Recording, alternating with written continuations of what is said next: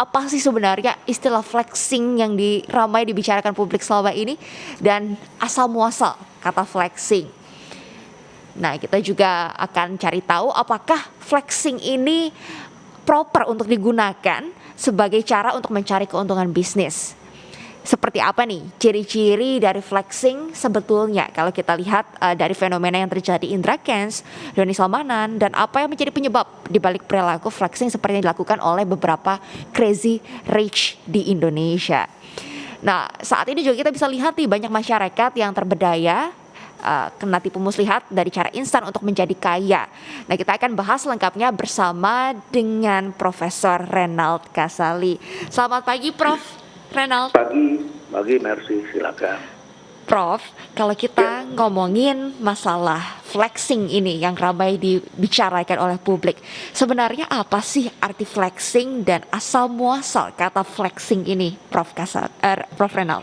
Ya, baik. Jadi sebetulnya setiap zaman ada istilahnya, tapi di dunia sosial media ini banyak sekali istilah-istilah baru yang sebagian orang tahu, sebagian orang tidak tahu. Jadi kalau dulu dikenal dengan konsumsi yang ditonjol-tonjolkan atau istilahnya adalah consumption conspicuous gitu ya. Tapi kan agak susah. Nah, sekarang banyak pakai istilah satu kata.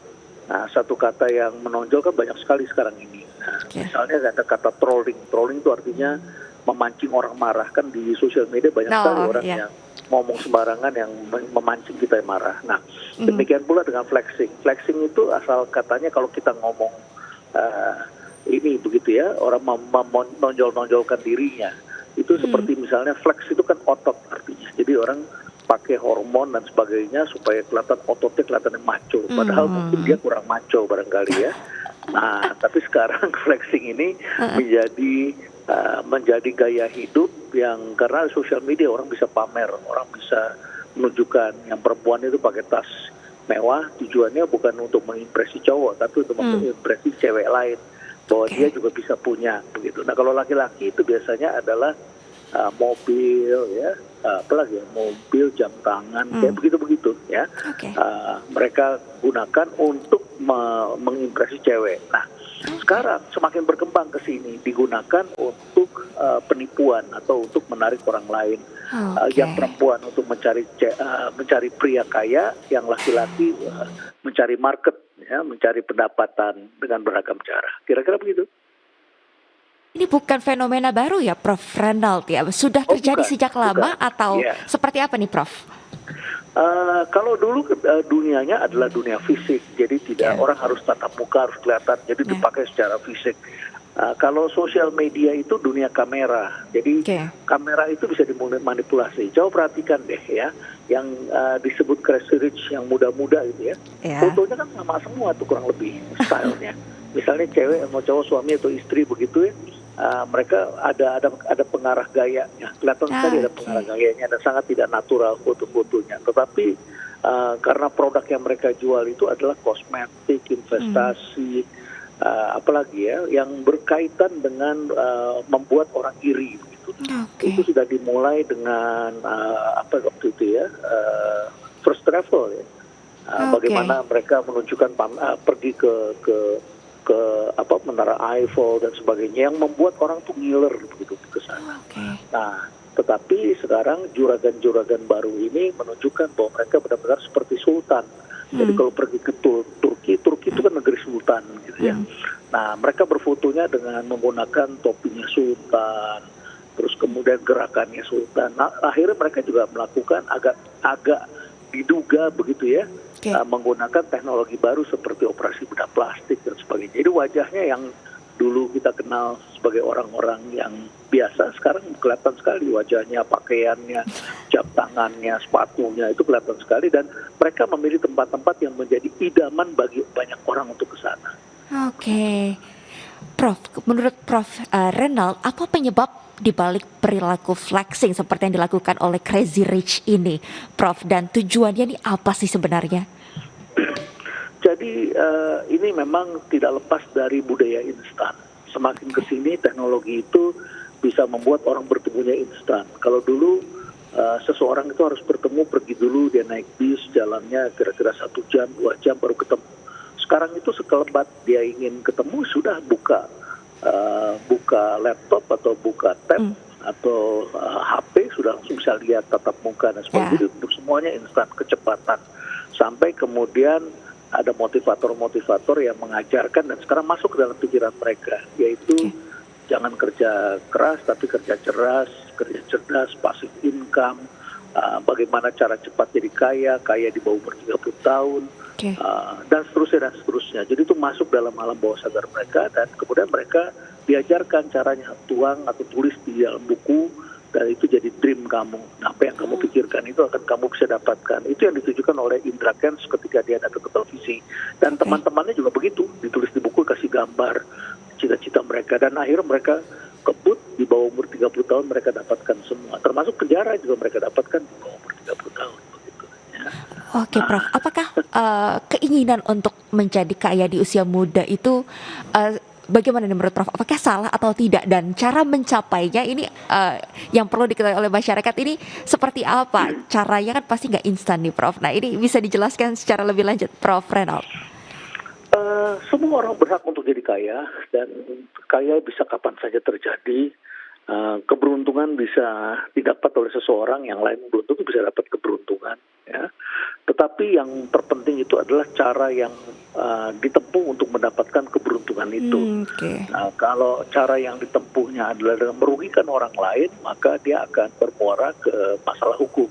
Tapi kalau cara yang ditempuh adalah cara kerja keras, dia bikin kosmetik yang bagus, kemudian dia menggunakan cara baru, dan seterusnya, dan dia menggerakkan dengan bantuan orang lain, kerjasama, that's okay, bisa. Nah, kalau caranya itu ditempuh dengan merugikan orang lain, ini akan jadi masalah dan dia akan kandas kemudian. Oke, Prof. Selanjutnya, apakah flexing ini proper atau bisa dilakukan dalam upaya untuk mencari keuntungan bisnis, Prof? Karena banyak sekali nih saya lihat yang menawarkan bisnis dengan cara flexing gitu, pamer berapa gajinya per bulan, sampai pendapatannya berapa gitu per bulan. Nah, ini apakah proper untuk dilakukan di bisnis saat ini, Prof? Kalau kita jual berlian, tentu saja kita harus pakai berlian. Ya.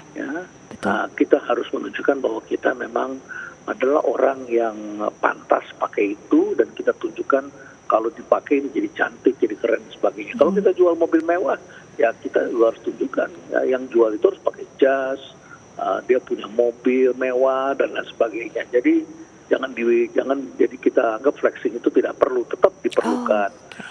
Pengacara dari dulu banyak menggunakan, kita bisa lihat pakaiannya pengacara itu jasnya keren-keren, begitu ya. Sehingga kita kalau datang ke mereka kita pikir, oh dia memang bisa berhasil, makanya dia punya itu semua. Tetapi kita juga tahu harganya mahal, begitu ya. Harganya mahal. Nah, dalam hal tertentu orang bisa, misalnya kita pengen ketemu orang yang menjadi network kita naik business class atau first class, kemungkinan besar di sebelah kita itu yang duduk adalah orang-orang yang memang masuk dalam first class business di pesawat, sehingga kita bisa berkenalan, bertemu dengan mereka dan pertemanan itu penting sekali. Nah, jadi yang itu oke. Nah, tetapi kalau kita flexing itu artinya melebih-lebihkan, ini ya jadi problem. Karena melebih-lebihkan itu tidak genuine, tidak real, dan akan berakhir pada kekecewaan. Karena misalnya begini loh, Mercy mau beli kopi dari saya, kamu punya kedai kopi. Ketika kamu mau beli kopi, kirim dong sampelnya ke saya kata Mercy. Saya bilang tunggu ya, saya pilihkan dulu yang bagus. Saya kasih yang bagus-bagus demi Mercy gitu. Itu kan melebih-lebihkan. Nanti pada saat saya kirim barangnya setelah Mercy setuju, saya kan tidak pilih. Saya kirim yang di karung yang pada sudah campuran itu. Nah, artinya itu melebihkan dan Mercy pasti akan kecewa kepada saya dan tidak melanjutkan bisnisnya dengan saya. Dan bahkan kemudian saya bisa dibicarakan buruk kepada publik begitu ya. Nah, jadi melebih-lebihkan itu jangan. Manusia ingin mendapatkan yang genuine. Oke, kamu kemas, kamu sedikit bikin lebih baik, tampilan lebih baik.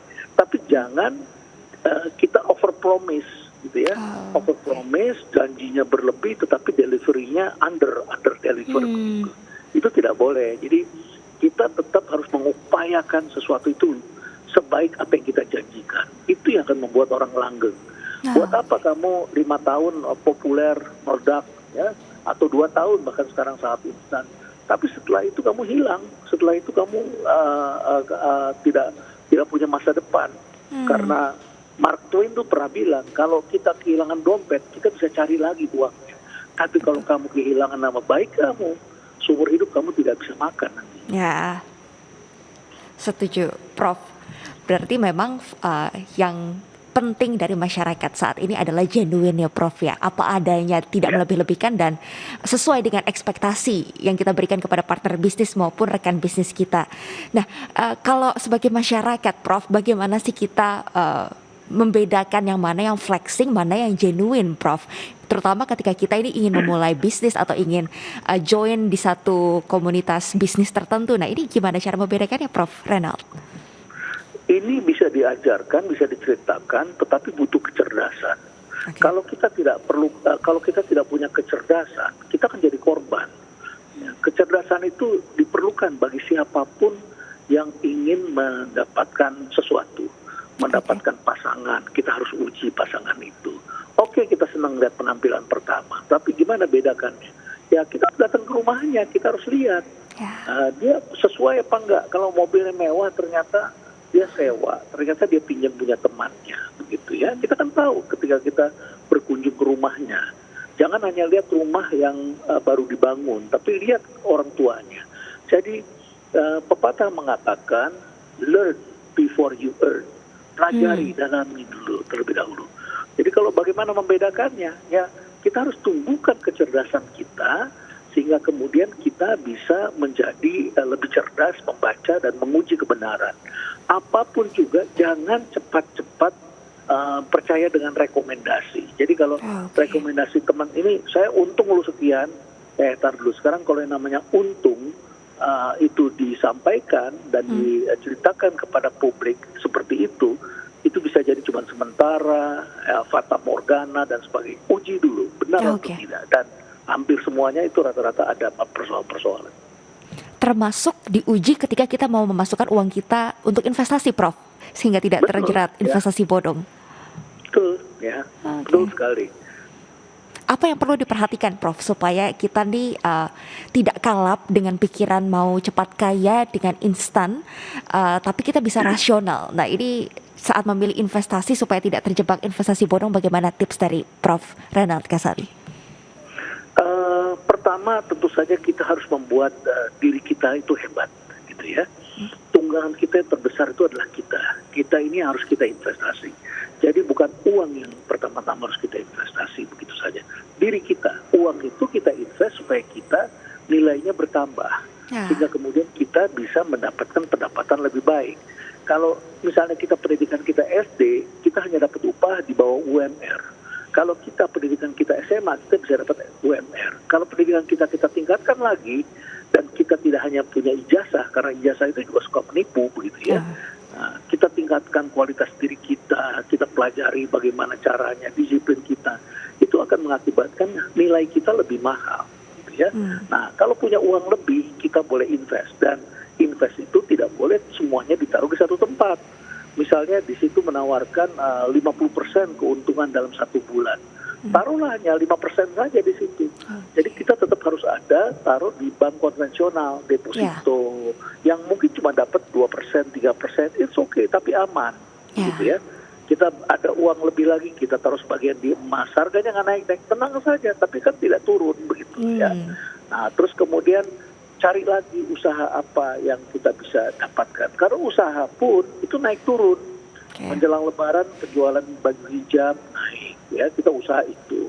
Tapi setelah itu kita usaha lain lagi. Habis Lebaran itu apa? Kan tidak mungkin setiap saat orang beli pakaian hijab begitu. Ya. Setelah itu kita usaha makanan. Makanan orang bosen. Kita punya lagi produk apa? Jadi kita harus sebarkan resiko kita. Setiap kali bicara investasi, ingat ada resiko. Resiko harus disebar. Baik, terima kasih banyak Prof Renald Kasali untuk penjelasan dan waktunya pagi hari ini. Semoga ini didengarkan oleh MJ Listener, terutama kaum milenial nih, supaya tidak gampang terjerat oleh investasi bodong dan tidak terjebak dengan pikiran ingin cepat kaya dengan instan. Tapi investasikan ke diri kita sendiri supaya kita jadi pribadi yang lebih baik, lebih pintar, dan baru kita bisa berinvestasi ke uang kita ya Prof ya, supaya kita bisa lebih bijaksana mengelola uang dan juga menginvestasikan uang kita. Ya, kurang lebih seperti itu. Terima kasih Prof Reynald Terima untuk waktu kasih. dan kesempatannya. Sama-sama, Sukses Mercy. dan sehat-sehat terus ya Prof Reynald. Amin. Sampai ketemu Terima di wawancara kasih. selanjutnya. Terima kasih.